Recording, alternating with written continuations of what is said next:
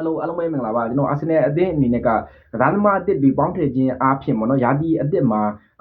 အသင်းရဲ့ system ထဲမှာအဝင်ကြဖြစ်အောင်ဘယ်လိုပုံဖော်သွားမလဲနောက်ပြီးတော့ဒီလူငယ်ကစားသမားလေးတွေနဲ့အရန်ကောင်မှရှိတဲ့ကစားသမားတချို့နဲ့အသင်းကိုတဟတာတာဖြစ်သွားအောင်ဘယ်လိုပုံဖော်သွားမလဲဆိုတဲ့အကြောင်းအရာတွေကိုညီကိုတို့နဲ့အတူဆွေးနွေးသွားခြင်းနေပေါ့နော်အရင်ဦးဆုံးအနေနဲ့ကျွန်တော်တို့ဒီ Arsenal အသင်းအတွက်လိုအပ်နေတဲ့ကွင်းလယ်နဲ့ဘယ်တောင်မှန်နေရာအတွက်အဓိကအားဖြင့်အခုအတန်ထွက်နေတဲ့ကစားသမားတွေကတော့နီးစပ်နေပြီးเนาะအခွင့်အရေးရှိတယ်လောက်ကလွဲတယ်ဆိုလို့ရှိရင်တကယ်တမ်းရောက်ရှိတာမျိုးတွေတော့မရှိသေးဘူးအထူးသဖြင့်ကျွန်တော်တို့ဒီအရင်ဦးဆုံးပေါ့နော်ဒီ Vinicius Junior ကိစ္စနဲ့ပတ်သက်ပြီးတော့ Arsenal တို့ဘက်က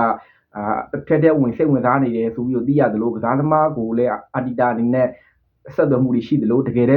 လဲလိုချင်တဲ့ကစားသမားလည်းဖြစ်နေတယ်ဒါကြောင့်မို့ရီယယ်မက်ဒရစ်ကဒီ Vinicius Junior ကိုစာချုပ်တက်တမ်းမတိုးနိုင်ခဲ့ဘူးဆိုလို့ရှိရင် Arsenal တို့အနေနဲ့ရီယယ်လိုချင်တဲ့ယူရိုတန်150ကိုလည်းပေးဖို့အဆင်သင့်ရှိတယ်လို့ကစားသမား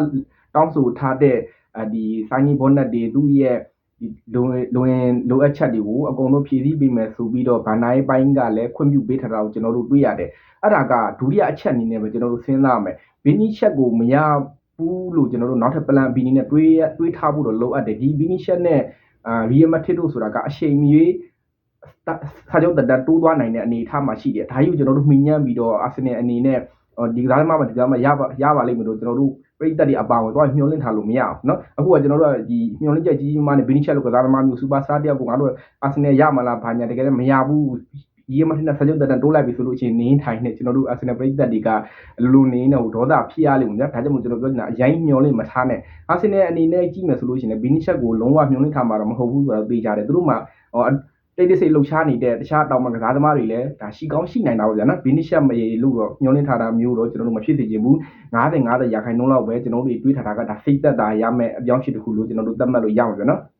နောက်ထပ် Bruno Guimaraes နဲ့ကိစ္စပတ်သက်ပြီးတော့ဗျာနော်အခုနောက်ပိုင်းတက်လာတဲ့ဒီ report တွေအရကတော့ Guimaraes နဲ့ဒီ Newcastle နဲ့ Arsenal ကြားမှာက Guimaraes နဲ့ပတ်သက်ပြီးလို့ဒီအကုန်လုံးကပြီးဆုံးတော့ဖြစ်နေပြီเนาะသဘောတူညီမှုဒီပေါင်တန်း80နဲ့အခုကဒီအသေးစိတ်အချက်လက်နည်းနည်းပါးပါးလေးပဲကြန့်ရှိနေလို့ဒါဒီဂူမာရီကလည်းအကုန်လုံးအဆင်ပြေပြီးနျူကာဆယ်နဲ့အာဆင်နယ်ကြားက yes okay သွားပြီဆိုလို့ရှိရင်သူ့အနေနဲ့ကစစ်ဖို့ရအတွက်အဆင်သင့်စောင့်နေရဆိုပြီးတော့ကျွန်တော်တို့သိရတယ်ဒီကစားသမားကတော့အာဆင်နယ်ကိုတေချာပေါက်ရောက်လိမ့်မယ်ဒါပေမဲ့လည်းဟိုအနည်းနဲ့အမြန်တော့နည်းနည်းတော့ဆောင်ဆန်းမဲ့အနေထားတော့ရှိတယ်ဗျာเนาะနျူကာဆယ်ဘက်ကဒီအသေးစိတ်အချက်လက်လေးတွေပြင်ဆင်နေတာမျိုးတွေလည်းဒါဖြစ်ကောင်းဖြစ်နိုင်တယ်မပူပါနဲ့ဗျာဂူမာရီကအာဆင်နယ်ကစားသမားတေချာပေါက်ဖြစ်မှာဗျာနော်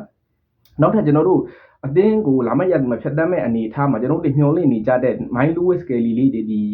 ကျွန်တော်ဒီ Mastoman တွေ Itawan တွေတို့ကစားသမားလေးတွေကိုကျွန်တော်တို့ကိုလာမယ့်ရက်ဒီမှာအခွင့်အရေးပေးမလားဆိုတာနဲ့ပတ်သက်ပြီးတော့ကျွန်တော်တို့စဉ်းစားကြည့်အောင်နော်အထူးသဖြင့်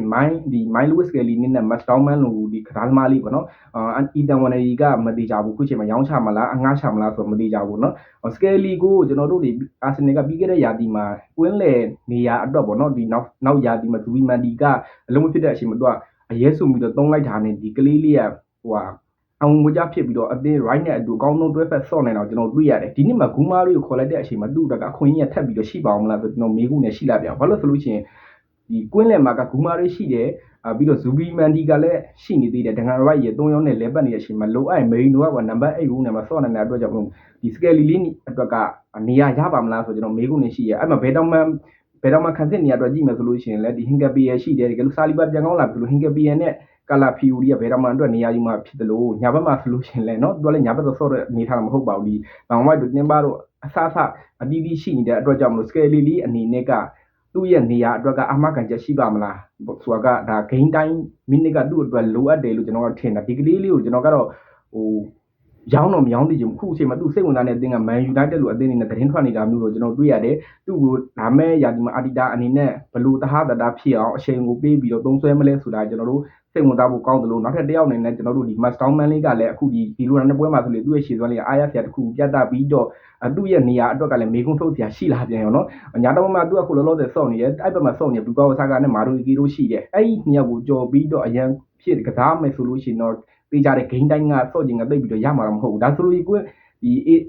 အဇီတို့အိုဇီတို့ဆော့တဲ့နေရာကိုကြည့်ပြန်တော့လေ ICI တွေနှစ်ယောက်တော်တော်လေးကိုအစင်မပြေမှသာဆော့ရမှာဒါကြောင့်မလို့ဖလားပွဲပြန်ပွဲလေးမှာမလဲသုံးမလားဒါမှမဟုတ်ဒီပွဲကြီးတွေမှာအချိန်ပိုင်းလူသားဝင်တဲ့ပုံစံမျိုးနဲ့သုံးမလားဆိုတာပဲကျွန်တော်တို့တစ်ချက်စဉ်းစားရမယ်နောက်တစ်ယောက်အီတန်ဝန်နေဒီကတော့ ကျွန်တော်အနေနဲ့ကတော့အာဆင်နယ်တို့အနေနဲ့ရောင်းချဖို့အတွက်ကန့်လန့်မှုတွေလက်ခံနေတယ်လို့ကျွန်တော်တို့သတင်းတွေကြားရတယ်လို့တကယ်လို့ရောင်းချဖို့အစီအစဉ်မရှိသေးဘူးဆိုလို့ရှိရင်လည်းအငှားချမယ်ဆိုတဲ့အတန်တွေလည်းထွက်နေတယ်တကယ်လို့ရောင်းချမယ်ဆိုလို့ရှိရင်လည်းနောက်တစ်ချိန်မှာပြန်ဝယ်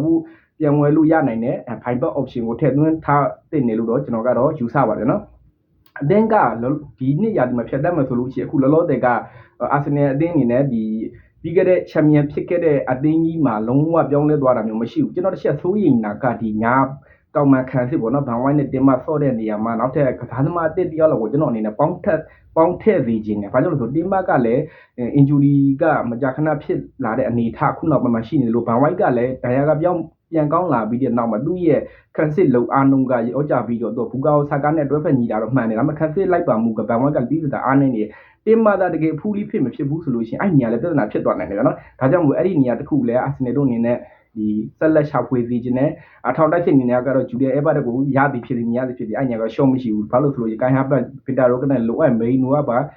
အထောင်နေရာမှာစော့နိုင်တဲ့အတွက်ကြောင့်မလို့အထောင်တိုက်ဖြစ်နေကပြဿနာမရှိဘူးကျွန်တော်ခုနပြောတဲ့ဒီကျွန်တော်ဘဲတောင်မှာတိုက်စစ်ရဲ့ကွင်းလေရဲ့ဒီညာတော့မှခံစီလေးပေါ့နော်အဲ့နေရာလေးကိုအာဆင်နယ်ဖြည့်နိုင်မယ်ဆိုလို့ရှိရင်လာမယ့်ရာသီတစ်ကိုလည်းအကောက်မောင်းဆန်သွားနဲ့ကျွန်တော်တို့တွေပြည်များလေးတိုက်တယ်ဦးကိုဆင်ကောနိုင်မယ်ဆိုတော့ပြောရင်းနဲ့ကျွန်တော်ဗီဒီယိုဒီနားမှာရှင်းလာကြပါမယ်နော်ကြည့်ရှုအားပေးတဲ့ညီကိုတယောက်ရှိနေတာနဲ့ရမ်းမိတ်ကျေးဇူးတင်ပါတယ်